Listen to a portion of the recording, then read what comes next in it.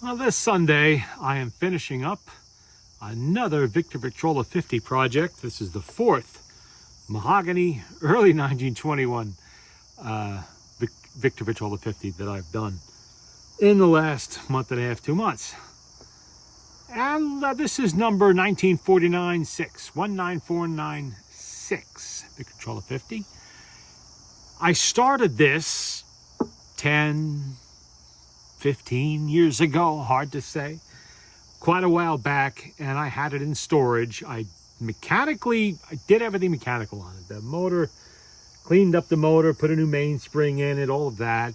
I even rebuilt the reproducer, but that's as far as I got, because I think at the time I might have run out of cotton cleanser. So I put this aside to get to later. I never did it. And it just needed to have the wood cleaned. And boy, did it need cleaning. It was pretty nasty, as you can see. Lots of dirty rags. I had to fix the back hinge back here. It was a little bit bent. And the screw holes that were in there were badly elongated and loose and everything. They had to be tightened up. The screw holes here on the escutcheon had to be tightened up.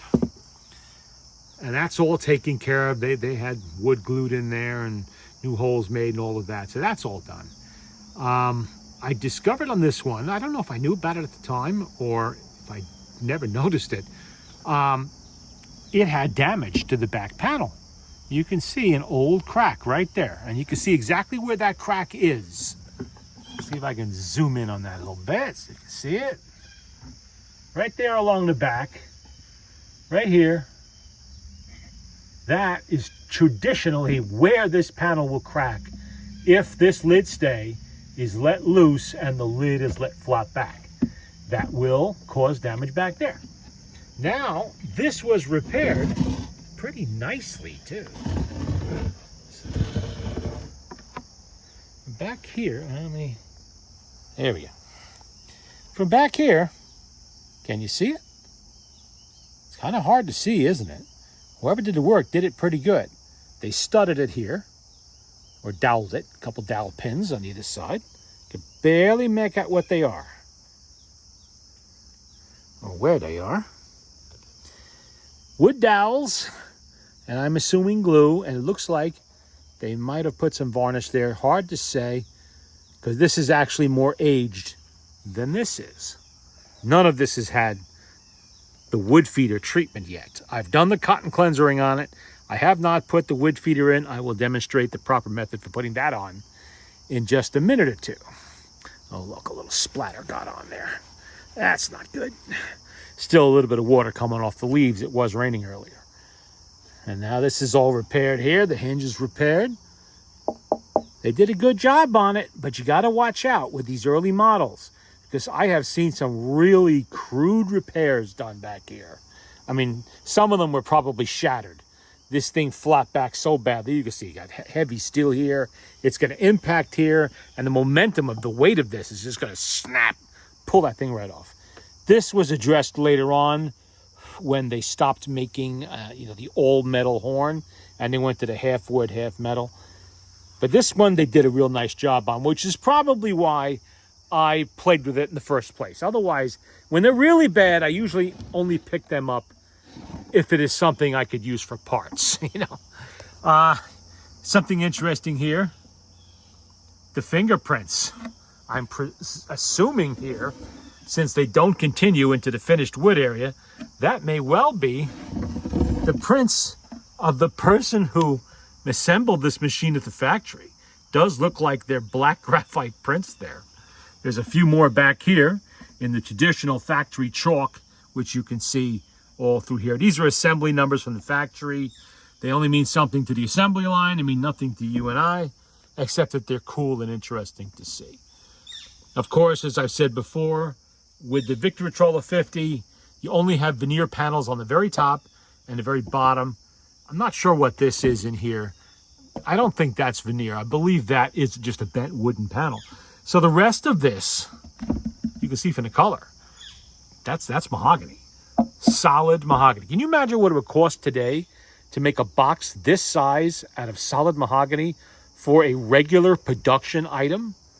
I don't know what happened here. And there's a matching one back here. I don't know what that's all about, but it's not a major deal. It's not falling apart or causing any damage, any problems rather. It is damage, but it's not causing problems. And this is one of those machines that you can always tell from the bottom how clean this lower surface here is. It's not all gouged up. This really was not used for picnics. This was used in a house. Somebody bought this and used it indoors, you know, in a gentle area. This was not carted around in the woods and whoops, I almost took my fingers up there. See what I mean about that stay? Look what happened. Well, it came off because the horn is not in there. Let me see if I can put that back so I don't want that falling. There we go. But this was never used outdoors. This was somebody's house machine, and that was a problem Victor had with this model. It sounds too good. It's too well built. It's overbuilt because, you know, they never built one before. This is the first time. You think a huge company like Victor would have had portable machines early on, but they didn't. And the reason they didn't, because they didn't have to.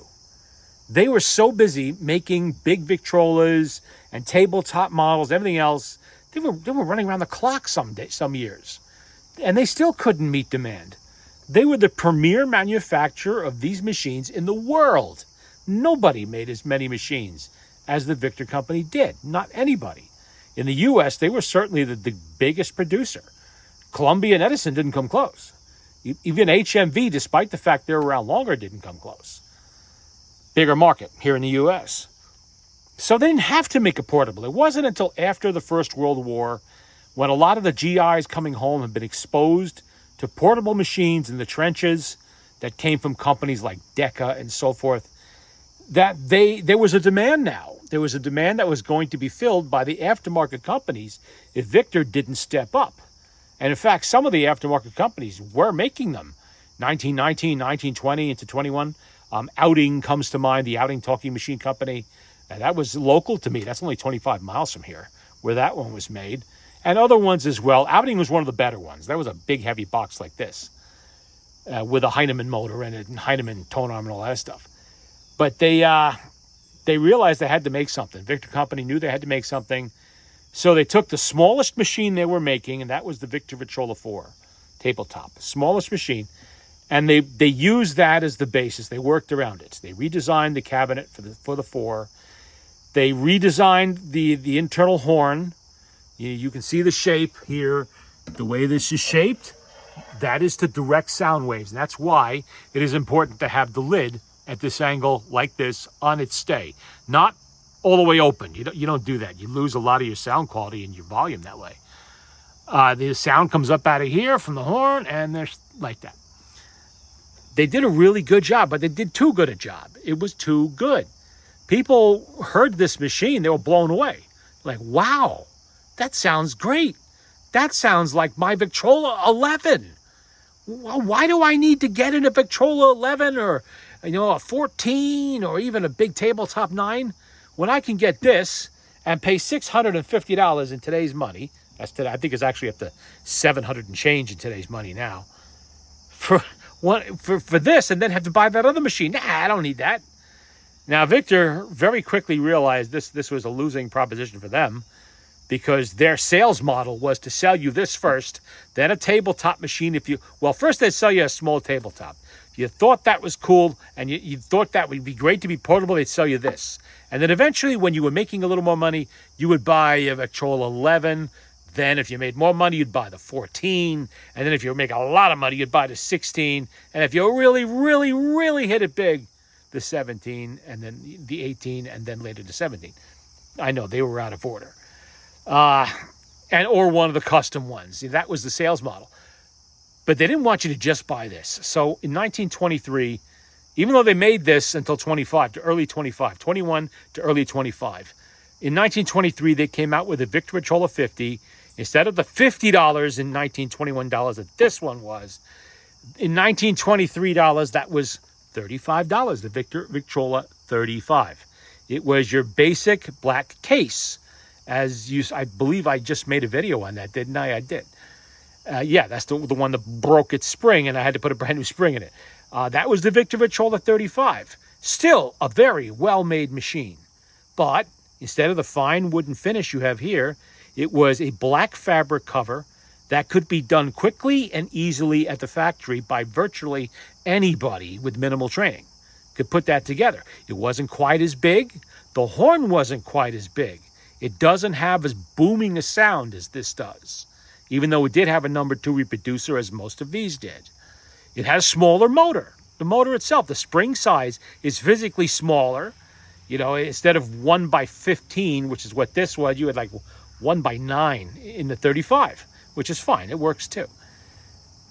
And that was what they modeled all of the portables, the regularly priced portables. Later on in 1926, they came out with premium models. That would be, this was their premium model until the Victor 2-60, VV2-60 came along. And then, and this gets confusing, in 1927, 28, you had 2-55 as the premium model. This is the one that had the gold paint on it and the big heavy steel case and all the fancy gewgaws on it, like automatic brake, things like that. And the 2-60 was another big, heavy machine. It had a fabric cover on it, a leatherette cover, and a heavy wood inside of it. With they made a curved horn inside the cabinet out of wood. I've shown those in previous videos, how they did that with dozens of pieces of wood all glued together to make this shape. This was, I think, their best. This is the one I liked the most. Yeah, the 2-55 was orthophonic. I know that. The 2-60 had a number 4 reproducer. So could this if you wanted to put one on it. In fact, I once got one of these that had an all-brass Victrola number 4 reproducer on it. Again, the 2-55, that was orthophonic. And that was their latest, greatest, and all of that. And it does have a fantastic sound. I won't take that away from it. But it also is a steel case. The cabinet is big and it's steel. The motorboard is steel. The engine, the motor is steel. It weighs a ton.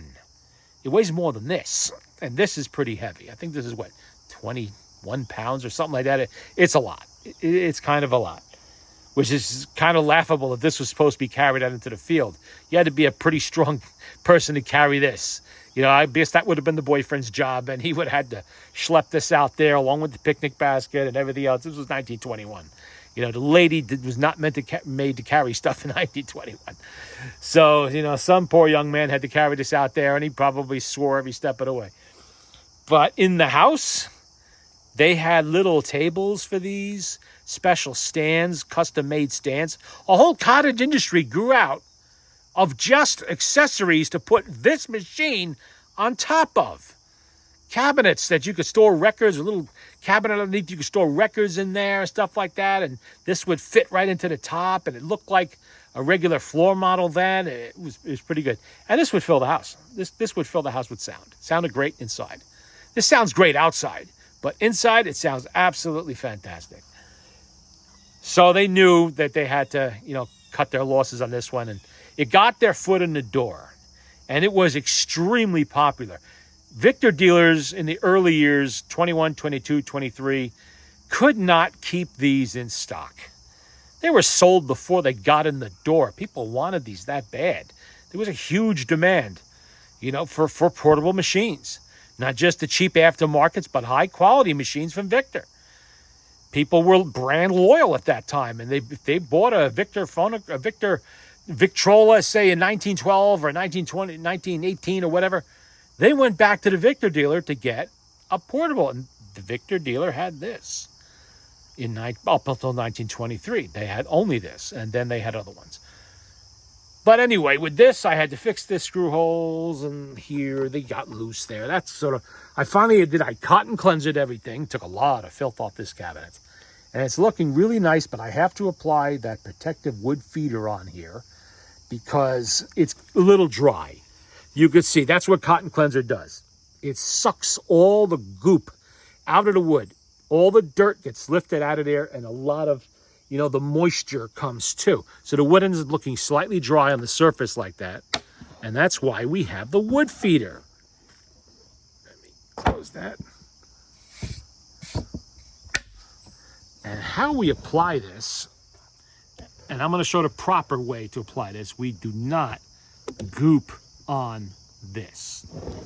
All right, what you do is you take a rag, I mean, just make sure no dust on there. There's a little bit of dust. Nothing I can do about that. Yeah, let's set that up on camera where you can see me doing it. There we go. Don't knock the camera off the table when I get up. All right. Now, we're going to take our wood feeder, Cotton Cleanser wood feeder, cottoncleanser.com. You can get it there. There are other wood feeders out there too. It's like a gel. See? It's thick, it's viscous. You're going to take some on your rag. That's good. And then you're going to start applying it like this. Go with the grain. You're rubbing it into the wood. Just like that. You don't want to make a thick, nasty coat on there. Thin coats. And let it sit. Let it sit a day. You come back the next day. If it's all absorbed, you can reapply it. And keep doing that until it won't take anymore. I mean, this machine's probably been sitting for 80 years. So it's going to take a few coats. It'll be 3 or 4 days I'll probably be doing this. Just rub it in there with the grain, just like that. Get all the thin spots. Just like so. Because if you put this on too thick, what it does is it gets sticky. It gets sticky, and then you have to re-cotton cleanser the machine to get it off. And you don't want to do that. Then you have to just start the whole process all over again. See, it just blends in everything very nicely. The dry look disappears. Don't want to leave any spots on there. Get it all. This tabletop needs to be replaced. It's starting to irritate me just a little bit. Everything is flopping around. There we go. See? Looking better already. And before you know it, this machine will be playing again. Want to see how bad the dirt was in there? There's one of the rags. That's bad. That's the stuff that was lifted off of the mahogany. This is an original finish on here. It is 104 years old. Okay. Get it just like so. Work it in there.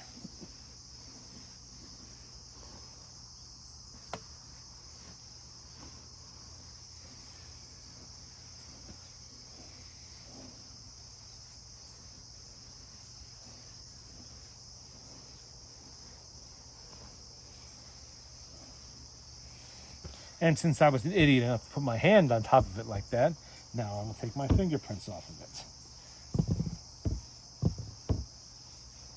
Look at it. Actually, on the top here, it's already starting to absorb. I better hit that again. Especially right there in the back with a dry spot there.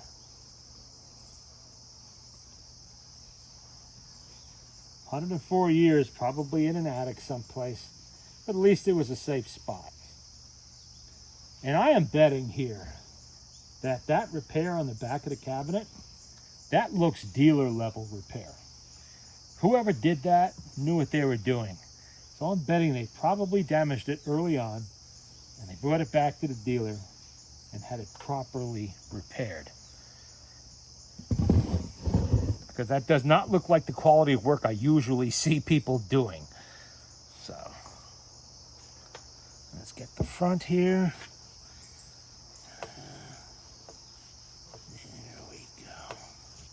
That wood's really looking nice now. It's starting to pop.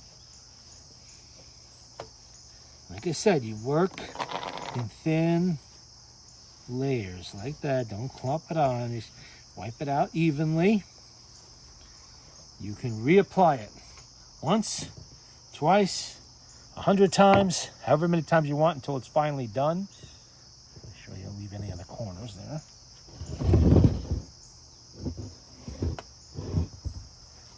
Okay, let's get this here. There we go. Don't leave it, see, this is not what you want to do. Don't leave it like that. Temptation may be there if the wood looks really dry, but don't do that. Make sure you spread it around. Take it on the rag and spread it around continuously as you work. Don't leave it clumped on there. See, it's all going away. It's going, it's spread out now.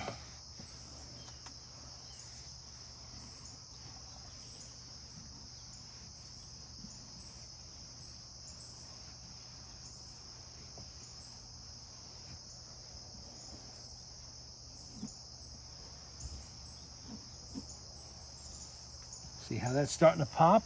That looks pretty good. And this back panel here is very dry. And don't forget under the lid too. I'm going to get that afterwards, or maybe I'll get it tomorrow, but I will eventually get it. You see, the finish here definitely does not feel like the rest of it. That was repaired. They did a really nice job.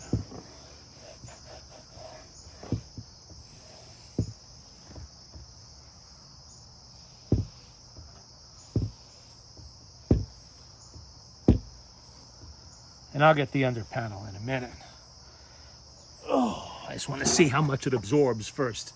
I'm going to leave it there alone for a bit and see what it does. It's starting to get a little late and the sun is starting to go away. I wanted to get this done today, but I guess that's not going to happen because it stopped raining too late in the day.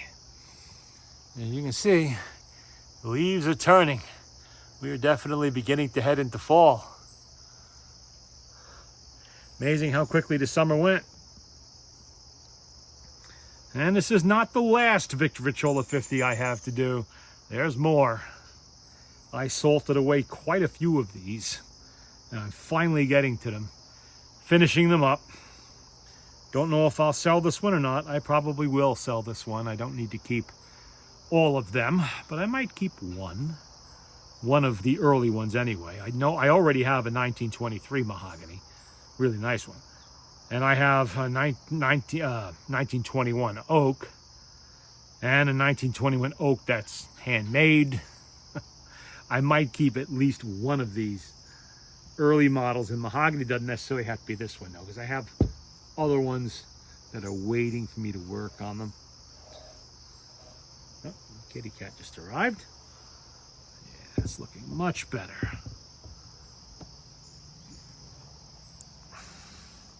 See, brings the shine back before even, that shine won't stay there. As it's absorbed into the wood, it'll get duller, and then you will top this with the polish. I use the Cotton Cleanser beeswax polish. You can use whatever polish you prefer to use on fine furniture. Anything that, you know, for high-end natural finish furniture. This is a shellac finish, remember, not polyurethane or some other things like that. This is shellac. So anything that works on other shellac furniture will work on this. And I'll probably neaten these up a little bit too. I can see this one's got a little bit of crud on it. I'm not going to get too carried away with that. I like to leave the patina alone if possible. It's only original once. And if I do end up selling this, whether to leave it like this or to do some polishing nonsense on it, whatever, will be up to the next owner. I am not going to do that. I'm going to clean it up and that's it. You know, I don't want to do any harm. There you go. All right, that is it for today, and I will be back with this when it's back together and I am spinning up some records.